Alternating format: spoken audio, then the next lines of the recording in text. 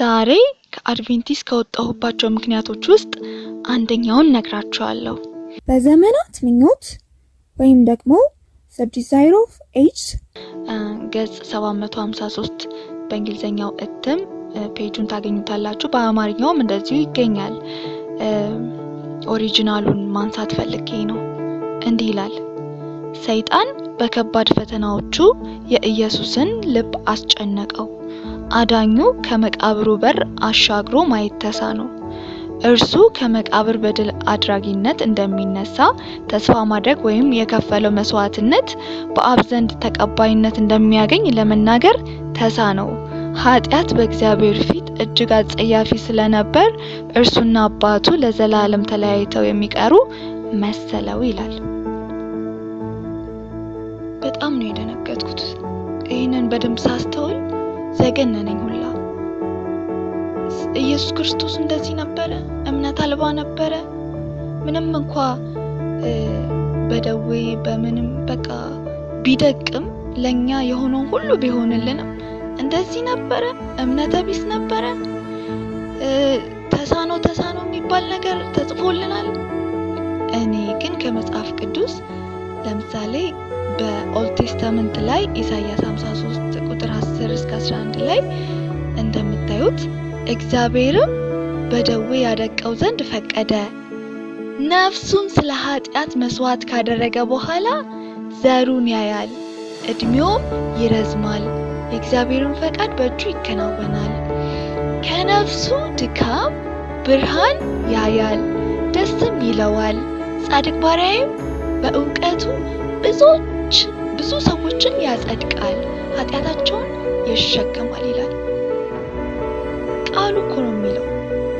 ስለ እኛ ኃጢአት ሲል ነፍሱን ቢሰጥም ግን ዘሩን አይቶ ደስ ይለዋል። ከነፍሱ ድካም ካደከመው ነገር ከኃጢአታችን ሸክም ብዛት የተነሳ ቢጎሳቆልም ግን ብርሃን ያያል፣ ደስም ይለዋል። ደስ እያለው ነው እየከፈለልን። እንዴ ምንድነው ይሄን ማየት እንትን ማለት ተሳነው? ምንድነው የሌለ ትምህርት? እንደውም በዮሐንስ ወንጌል ምዕራፍ 19 ቁጥር 28 ላይ እስከ 30 ላይ ከዚህ በኋላ ኢየሱስ አሁን ሁሉ እንደተፈጸመ አውቆ የመጽሐፉ ቃል ይፈጸም ዘንድ ተጠማሁ አለ። በዚያም ሆምጣጤ የሞላበት ዕቃ ተቀምጦ ነበር። እነርሱም ሆምጣጤውን በሰፍነግ ሞልተው በሁሶፕም አድርገው ወደ አፉ አቀረቡለት። ኢየሱስም ሆምጣጤውን ከተቀበለ በኋላ ተፈጸመ አለ። ራሱንም አዘንብሎ ነፍሱን አሳልፎ ሰጠ።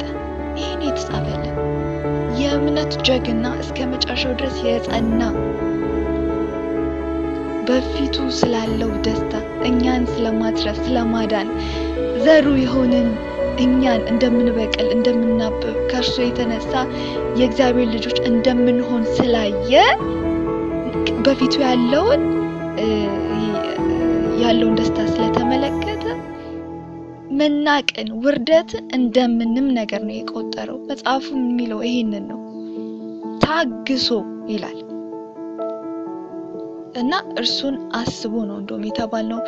በፊታችን ስላለው ደስታ እያሰብን ልክ ነውርን የመጣበትን የተደረገበትን ነገር ሁሉ ንቆ እንዲውር እንዳረገ እንደጸና እንዲሁም ደግሞ በቃ እስከ መጨረሻው ድረስ በድል አድራጊነት እንደተጓዘ እንደርሱ እሱን አስቡት። እርሱን እያሰባችሁ ክርስቶስን ምሰሉ የተባለው እሱን ነው። በቃ በዮሐንስ ወንጌል 16:32 እንደው እነሆ እያንዳንዳችሁ ወደ ቤት የምትበታተኑበት እኔንም ለብቻ የምትተውበት ሰዓት ይመጣል፣ አሁንም ደርሷል። ነገር ግን አብ ከኔ ጋር ስለሆነ ብቻዬን አይደለሁም ያለ ጀግና ነው። እንዴ አብ ከኔ ጋር ስለሆነ ብቻዬን አይደለሁም አለ። በዛ ቀውጢ ሰዓት እንዲህ አይነት ጀግንነት ነው ያየሁበት። ተሳነው የሚል ወይ ደግሞ ትንሽ ደከም ያለበት ፓርት አላየሁም። በስጋው ያንን ያክል መከራ በመንፈሱም እንደዚሁ ሲቀበል በነፍሱ ግን ኢየሱስ ጠንካራ ነበር፣ ጀግና ነበረ። በታላቅ ድምጽ ጮሆ ወደ አባቱ ነፍሴን በእጅ አደራ ሰጣለሁ ሲልኮ ነፍሱን ሲሰጥኮ በእምነት ነበር የሰጠው። እንደሚነሳ ያውቀው ነበር። እኛ እንደሚያድን ያውቀው ነበር።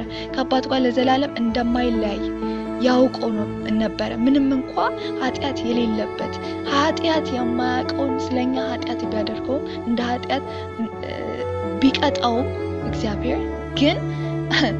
እግዚአብሔር በክርስቶስ ሆኖ ዓለማትን ያስታርቅ ስለነበር እንደውም ኢየሱስ ምን እያለ ይጸልይ ነበር? እዛው ላይ ያማልድ ነበር። ይቅር በላቸው አትቁጠርባቸው ይላል እንዴ። በደሙ የሚሆነው ማስተሰሪያ ከፊቱ ያለውን ክብር እሱ ስለኛ እንደሚታይልን ስለሚያውቃል እንዴ ያንን ሁሉ ያደረገው። አድቬንቲስቶች ውጡ ወገኖቼ፣ የተወደዳችሁ ውጡ ባካችሁ ውጡ።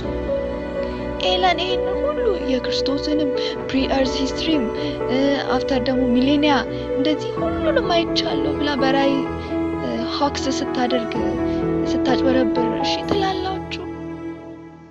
እስኪ ማን ነው የትኛው ሐዋርያ ነው ሁሉም ነገር ታይቶኛል ብሎ የሚመጣው ክሌም የሚያደርገው? እና ደግሞ መጽሐፍ ቅዱስ ካለኔ ኢንተርፕሪቴሽን አይሆንም እኔ ነኝ ኢንተርፕሬት አድርጌ የተላኩኝ ሜሴንጀር ነኝ ብሎ የሚመጣ ማን ነው? እስኪ ኧረ ተው